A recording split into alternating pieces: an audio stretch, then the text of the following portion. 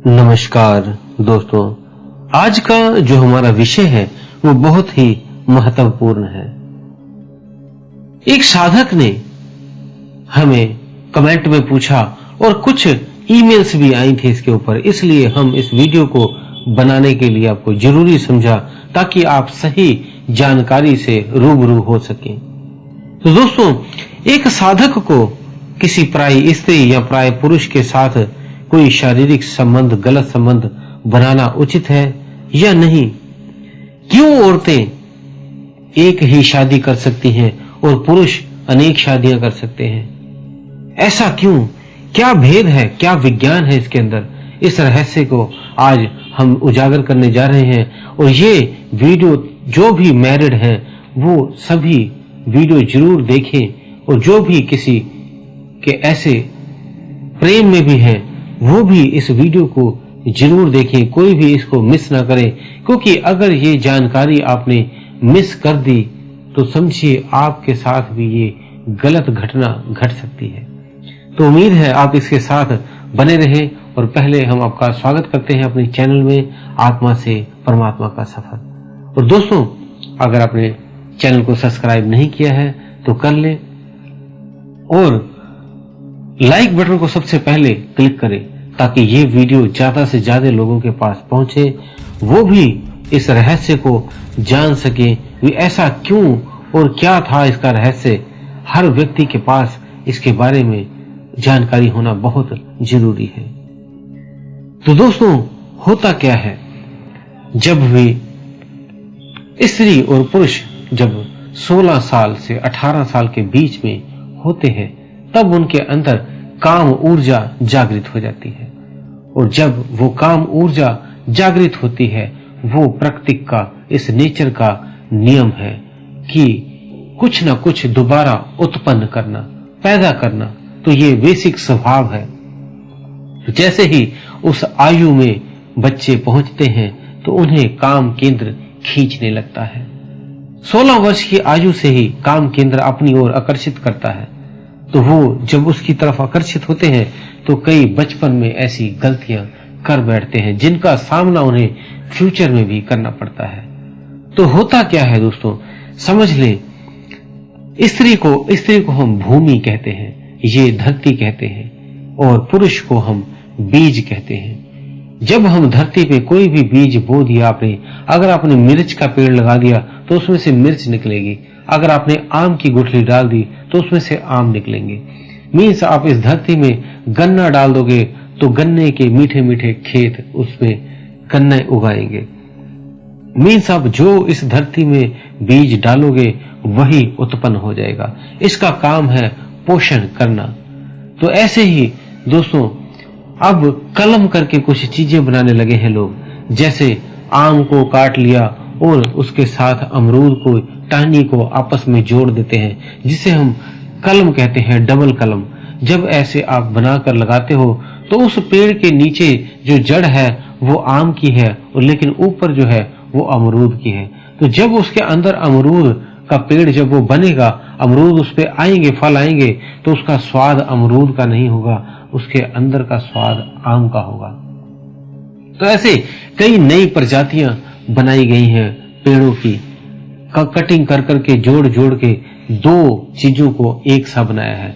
ये भी एक तरह का काम करवाया गया है ताकि ये दोनों का समावेश बनके एक संभोग बनके नई चीज की उत्पत्ति हो।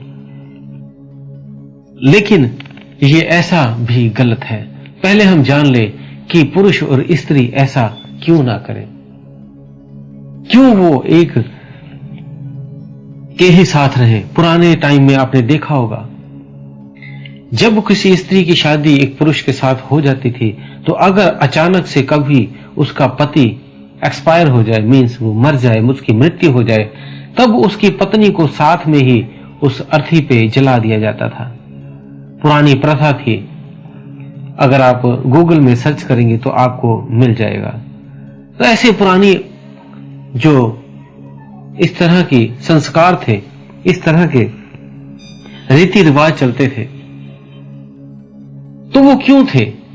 उसका कारण था जब भी एक पुरुष एक स्त्री के साथ सहयोग बनाता है तो अपना बीज उसके अंदर सृजन कर देता है, और जब वो सृजन कर देता है तो वो बीज उस खून के अंदर अपने आप मिक्स हो जाता है और एक डीएनए में मिक्स होकर एक डीएनए तैयार कर लेता है। जैसे किसी बच्चे को चेक करना हो तो उसके पति कौन है, तो जब उसका सीमन चेक किया जाता है तो उससे पता लगता है वो किस डीएनए, किसका कौन पिता है। इसी तरह वो डीएनए हमेशा उस बॉडी के अंदर के लिए, हमेशा के लिए चला जाता है एक पुरुष का, और जब एक पुरुष का डीएनए चला गया तो वो उसकी जो पत्नी है वो हमेशा वही रहनी चाहिए। अगर उसका पति बदल गया या उसकी मृत्यु हो गई तो अगर उसमें दूसरा डीएनए डाल दिया गया, मीन्स उसका दूसरी शादी कर दी गई और दोबारा से सहयोग क्रिया की गई, तो दोबारा उसके अंदर दूसरा डीएनए चला गया। अब क्या होगा अगर दो डीएनए का एक जो उत्पत्ति होगी उसके पुत्र की या पुत्री की, वो सही नहीं होगी, वो विकारों से भरी होगी, जिसे हम गलत शब्द भी कहते हैं, लेकिन मैं वो शब्द नहीं कहना चाहता। तो इसलिए ये उसकी जो आने वाली औलाद है वो गलत होती है। इसीलिए पहले की जिस भी औरत के पति एक्सपायर हो जाते थे तो वो शादी नहीं करते थे, या तो करें ही ना, हमेशा के लिए पूरी जिंदगी विधवा रहे। अन्यथा अगर वो शादी कर लेती है तो संभोग कभी ना करे, नहीं तो वो जो कई एक से ज्यादा डीएनए उसके अंदर जब चले जाते हैं तो उत्पत्ति गलत होती है। तो इसलिए पुराने टाइम में ये ऐसे किया जाता था कि उसके पति के एक्सपायर होने पे उसको साथ में ही जला दिया जाता था। तो ये डीएनए आजकल क्या है, लड़कियां जो है वो इस 16 साल के बाद ही गलत संगति में पड़ जाती हैं और अलग अलग डीएनए एक दूसरे का ले रही हैं। पुरुषों को तो कुछ असर नहीं होता, जो लड़के हैं उनको कोई फर्क नहीं पड़ता, लेकिन जो भूमि है, जो धरती है, स्त्रियां हैं, माताएं बहनें हैं, उनको ये फर्क पड़ता है। तो इस पे पूरा ध्यान रखें कि कोई भी स्त्री, बहन, नारी जो भी, वो एक से ही अपना जीवन व्यतीत करे, अन्यथा समाज में जो नई पीढ़ी आएगी वो गलत धारणाएं की, जिसे हम कहते हैं अच्छे संस्कार, अच्छे विचार, वो उसके अंदर नहीं होंगे, बहुत गलत प्रवृत्ति का होगा, क्योंकि उसके अंदर कई डीएनए मिक्स हो गए हैं। तो ये चीजें आज के जो नवा पीढ़ी है, नव युवक हैं, वो इस दलदल में बहुत ज्यादा धंस रहे हैं, तो उन्हें बचना चाहिए और इनका संयम बरतना चाहिए। समय आने पे ही जो उनके माता पिता जो भी शादी कर दें, वही एक से ही अपना पूरा जीवन व्यतीत करना चाहिए। हमें वेस्टर्न कल्चर की तरह ये नहीं कि आज 4 महीने किसी के साथ, 6 महीने किसी के साथ लव किया और फिर साल किसी और के साथ, तो इससे बचना चाहिए। ये पश्चिमी संस्कृति है, वेस्टर्न कल्चर है, हमारा भारत का ये कल्चर नहीं है। कईयों को ये जानकारी सुनकर बड़ा अलग लगा होगा और कई इस पे शायद कमेंट भी अलग अलग करें, लेकिन मुझे था कि जो आपने हमें ईमेल की है उसका जवाब देना जरूरी था। अभी क्यों ऐसे हम एक से ज्यादा शादियां लड़कियां नहीं कर सकती, क्या उसका मकसद था, क्या उसकी लाभ और हानियां थी, वो बताना हमारा फर्ज था। हमने उसका उत्तर देने की पूरी तरह कोशिश की है। उम्मीद है दी हुई जानकारी से आप संतुष्ट होंगे।